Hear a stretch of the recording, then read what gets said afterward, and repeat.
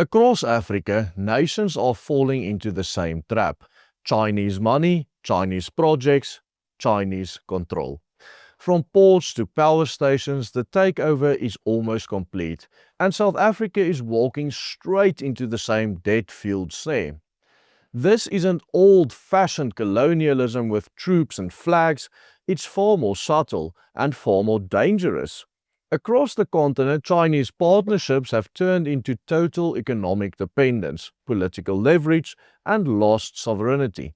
In this video, we'll show you exactly how China is taking over Africa piece by piece and why South Africa seems to be the next piece of this cake. In recent decades, a quiet but powerful transformation has been taking place across the African continent. While former colonial powers in Europe scaled back their physical presence after the independence waves of the 20th century, a new global power has been steadily taking their place. Not with their armies, but with infrastructure, with loans, development packages, and diplomatic deals. That power is the People's Republic of China.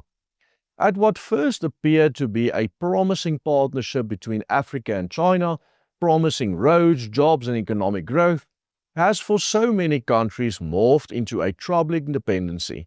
China is now Africa's largest trading partner and, even more importantly, its biggest bilateral lender.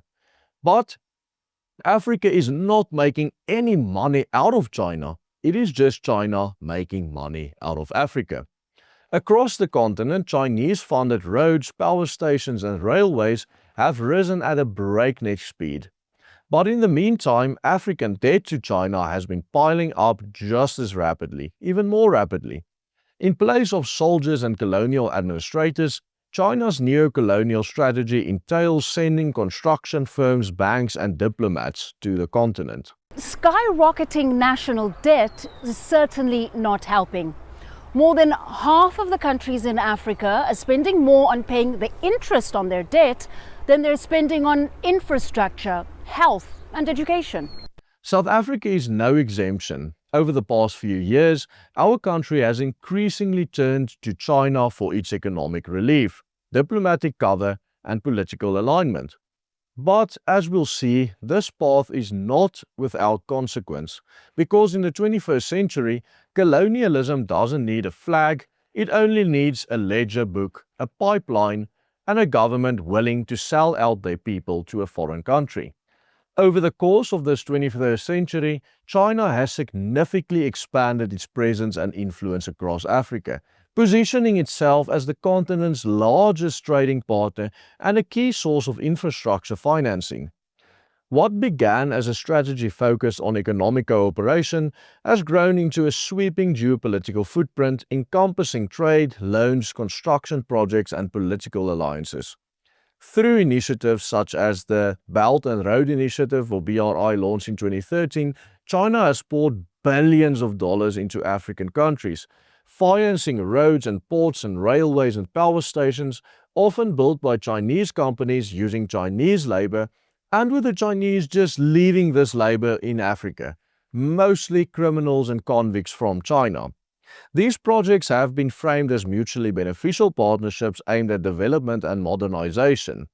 Many poorer African countries, often struggling with weak governance and limited economic alternatives, have become the first targets of China, raising alarms about how their relationship with China can pose long-term challenges to their national sovereignty and even lead to permanent dependency. In some cases, Chinese loans come with opaque terms, high interest rates, or collateral agreements that leave strategic national assets like ports or mines vulnerable to foreign control in the event of default. This Chinese debt-driven diplomacy has led many observers to view China's African strategy as an economically driven form of new colonialism. In Kenya, for example, the Standard Gauge Railway project was launched in 2017, with a railway system being built to connect all of the country's major cities, and which is then also used to be expanded through Uganda to South Sudan, the Democratic Republic of Congo, Rwanda, as well as Burundi. All of this is funded by the Chinese government.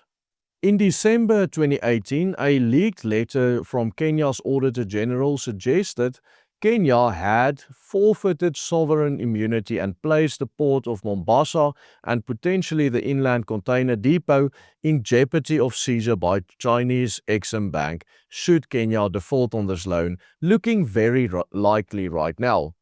Zambia has also borrowed heavily from China to fund its major infrastructure projects, most notably the $2 billion Kafue Gorge Lower Hydropower Station, over 85% of which is financed by Chinese banks and the entire project being built by Chinese contractors.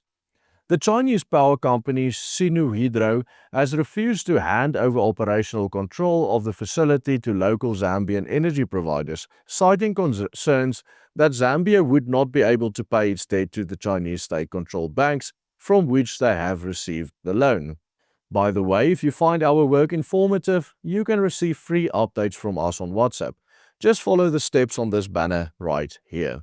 Being indebted to China for loans to build infrastructure, which the Chinese then maintain control over by leveraging their loans for political power plays, has become the norm throughout Africa.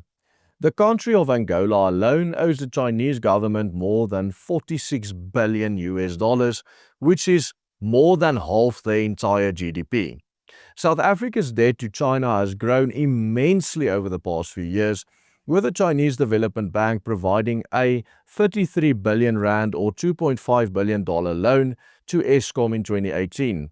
Shortly thereafter, the news broke of a further unsolicited 25 billion rand or 1.5 billion loan transaction from China's Haorong Asset Management Company, despite the red flags raised internationally.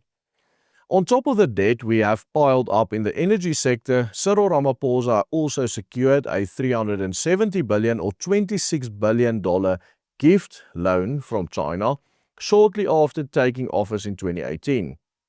This means that this money is not officially recorded as a loan, but the fact of the matter is that it most certainly came with many strings attached. And this year, we have quite possibly already started to reap its bitter fruits as the ANC government is increasingly aligning itself with China and its allies at the expense of our much more profitable trade relationships with Western nations such as the United States of America. Just last month, even as our trade deals with the United States was slipping through our fingers and the time to try and make a deal with Trump was running out, government officials such as Deputy President Paul Mashatile was on a week-long vacation in Beijing, vowing that South Africa will further expand our trade portfolio with China. So instead of doing introspection and instead of looking into ways to transform our failing domestic and foreign policies as the US have repeatedly asked us to do, our government simply continues to cozy up to China even further, even though this relationship with China is costing South Africans more, much more, than they benefit from it.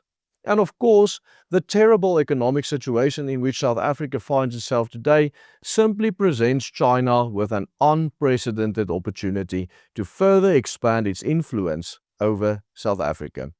Do you like our content? Make this channel stronger by becoming a member of the Willem Petzer group. Just follow these steps right here on this banner. While our official debt to China is still far lower than countries such as Kenya, Zambia and Angola, recent developments seem to suggest that China, with the ANC government firmly in its pockets, is on the verge of rapidly increasing its hold on the South African economy. We have every reason to expect more infrastructural projects such as the Messina Makadu Special Economic Zone, which really is a Chinese-funded infrastructure project which follows the exact same economically driven new colonial model we have seen employed in other countries such as Kenya or Zambia. The fact of the matter is that there is probably no reason to believe that the ANC-led government won't be selling out our national assets to the Chinese the way that other African countries to the north are doing. As the Willem Petzer Group reported in this recent video, our partnership with BRICS nations and especially Eastern powers such as China does not bode well for the future of this country at all. Remember to become a member of the Willem Petzer group. Your support is what helps this channel grow, reaching new heights and changing the hearts and minds of people. Just follow these steps written down in the video underneath me. Goodbye and God bless.